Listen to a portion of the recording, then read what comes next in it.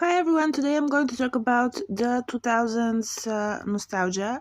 I'm a millennial, but from a Europe country, and I say that because in the US everything was really different from where I came from, but thanks to magazines, because the internet wasn't that big when where I lived, and we didn't have social media a lot. We were kind of like we did not understand MySpace. I didn't have MySpace. I was too young for that.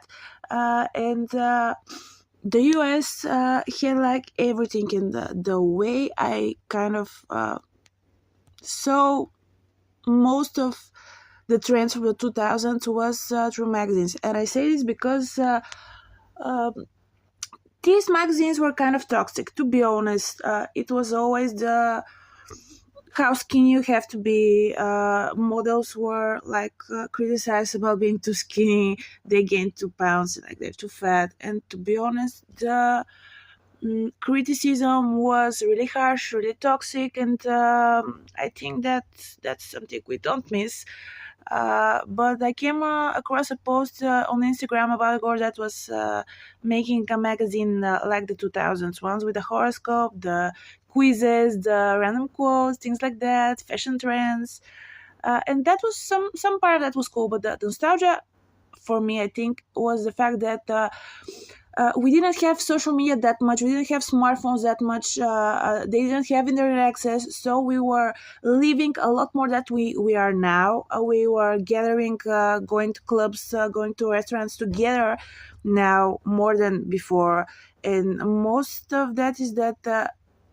There was not it wasn't normal, and it wasn't actually practical to sit across someone at the dinner table and just text all the time, because first of all you wouldn't have that much money for the messages. Second of all, you wouldn't have internet access, and you just had to connect to people, communicate.